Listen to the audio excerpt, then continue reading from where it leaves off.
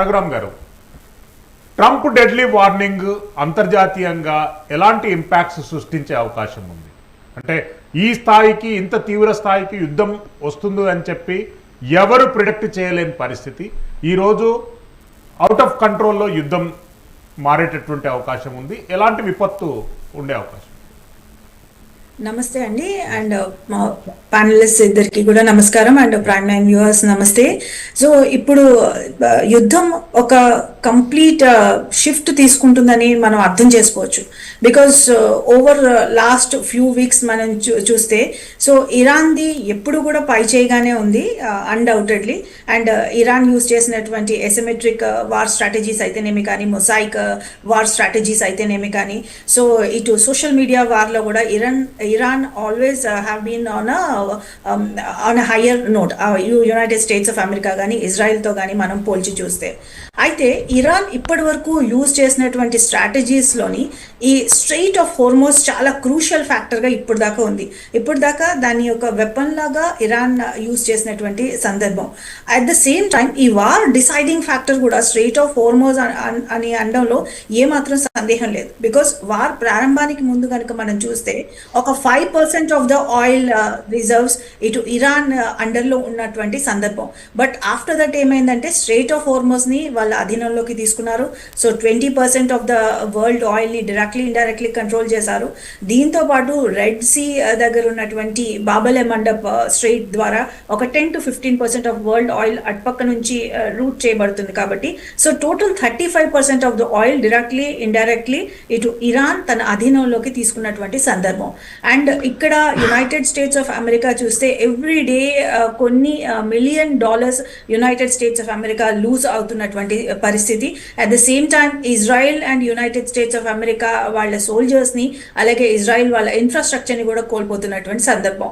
But వాళ్ళు straight of హోర్మోస్ని విడిపించకుండా కనుక ముందుకు వెళ్ళినటువంటి సందర్భంలో ఇంటర్నేషనల్ ప్రైజెస్ ఆఫ్ ఆయిల్ ఇంకా హైకి వెళ్ళే పరిస్థితే కానీ ఆయిల్ స్టెబిలిటీ ఉండదు. అట్ ద సేమ్ టైం ఇటు యుఎస్ కానీ అలాగే ఇజ్రాయెల్ కానీ వాళ్ళపైన ప్రెషర్ ఉంది. స్ట్రెయిట్ ఆఫ్ హోర్మోస్ని ఫ్రీ చేయాలని ఇటు అలైస్ అడుగుతున్నాయి. అలాగే నాటో ఫోర్సెస్ కానీ, ఇలాగే ఏషియన్ ఎకానమీస్, గల్ఫ్ ఎకానమీస్ వీళ్ళందరి నుంచి ప్రెషర్ అయి ఉన్నటువంటి సందర్భంలో so US, United States of America strait of హోర్మోస్ని ఎలా అయినా ఫ్రీ చేయాలి. బట్ తన దగ్గర ఇంకా ఏమీ ఆప్షన్ లేనటువంటి సందర్భంలో చాలా డెస్పరేట్ స్టేట్మెంట్స్ మనం డొనాల్డ్ ట్రంప్ నుంచి చూసినటువంటి పరిస్థితి.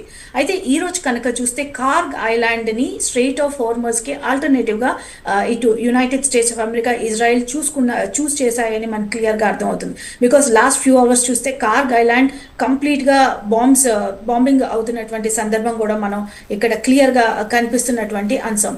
At the same time south parts పైన కూడా ఇజ్రాయిల్ కూడా బాంబ్ చేసినటువంటి సందర్భం. సో కంప్లీట్గా ఈ కార్గ్ ఐలాండ్ని కొన్ని ఫ్యూ అవర్స్లోని వాళ్ళు బాంబ్ చేసి దాన్ని అధీనంలోకి తెచ్చుకోవాలనే ఒక డెస్పరేట్ ఎఫర్ట్ అయితే మనకు ఇక్కడ క్లియర్గా కనిపిస్తుంది. అయితే ఇరాన్ కూడా ఎట్ ద సేమ్ ఫోర్స్తో రిటాలియేట్ చేసినటువంటి సందర్భం. అండ్ కంప్లీట్గా ఇరానియన్ పీపుల్ కూడా ఇరాన్ IRGCతో కలిపి పోరాటానికి సిద్ధమయ్యారు అని చెప్పి మనకు అర్థమవుతుంది. And at the same time Iran నుంచి కూడా ఒక స్టేట్మెంట్ వచ్చింది, ఎలాంటి నెగోసియేషన్స్ కూడా హాల్ట్ చేస్తున్నారన్న స్టేట్మెంట్ కూడా ఇక్కడ ఒక సిగ్నిఫికెంట్గా మనం అర్థం చేసుకోవాలి. బట్ యుఎస్ నుంచి మాత్రం ఇప్పటికీ నెగోసియేషన్స్ జరుగుతున్నాయనే అర్థమవుతుంది. అండ్ ఫ్యూ అవర్స్ ఇంకా వాళ్ళు ఇచ్చిన టైంలోని మిగిలి ఉంది United States of America. But war మాత్రం ఒక డిసైడింగ్ సిచ్యువేషన్కి చేరుకుంది అండ్ మరింత ఫియర్స్ఫుల్గా మారుతుంది అన్నలో ఏమాత్రం సందేహం. మళ్ళీ వస్తానండి రాజారామ్ వెంకట సాయి గారు.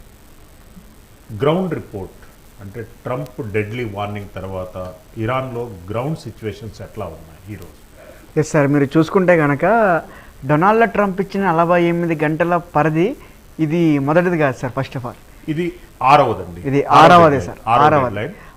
కానీ ఈ రోజు మాత్రం మనకి ఇంపాక్ట్ కనిపిస్తుంది. గత 4 గంటల నుండి భీకరమైనటువంటి దాడులు సివిలియన్స్ టార్గెట్గా కానివ్వండి, రైల్వే బ్రిడ్జిలు, రైల్వే లైన్స్ అండ్ పెద్ద పెద్ద బ్రిడ్జిల టార్గెట్గా అండ్ కార్గ్ ఐలాండ్స్ మొత్తం ధ్వంసం అయిపోయినట్టు మనకు బ్రేకింగ్ అప్డేట్స్ వస్తున్నాయి. ఎట్లా? ఎస్ సార్, బికాస్ ఆఫ్ మీరు చూసుకుంటే కానీ సార్ ఈ యుద్ధం ఎలా ఉందంటే అమెరికాకి ఫస్ట్ ఆఫ్ ఆల్ అప్రదిష్ట తీసుకొస్తుంది. నేను ఎందుకు ఈ మాట అంటున్నానంటే మీరు గుర్తుపెట్టుకోండి, ఇక్కడ రెండు మనం అంటే యుద్ధం ఈ స్థాయిలో ఉన్నాక అప్రదిష్ట అండ్ గౌరవం అనేటటువంటి టెర్మినాలజీ మనం ఉపయోగించకుంటే బెటర్ అనుకుంటాం. అంటే ఏమంటారు శేషు గారు? అలానే కాదు సార్, ఇప్పుడు మీరు రెండు పాస్పెక్ట్ మనం చూసుకోవాలి. ఫస్ట్ ఆఫ్ ఆల్ అమెరికా యొక్క సైనిక బలగం ఐఎమ్ సారీ టు ఇంటర్ఫేర్. మీకు సోషల్ మీడియాలో డొనాల్డ్ ట్రంప్ పరిస్థితి చెప్పడానికి నాకు చాలా ఇది చూస్తే ట్రంప్ పరిస్థితి ఏంటనేది అర్థమైంది. ఇది సోషల్ మీడియాలో బాగా ట్రెండ్ అవుతున్నటువంటి పరిస్థితి ట్రంప్ది. సార్ చెప్తున్నది మనం అగ్రి చేయొచ్చు శ్రీశైలం గారు.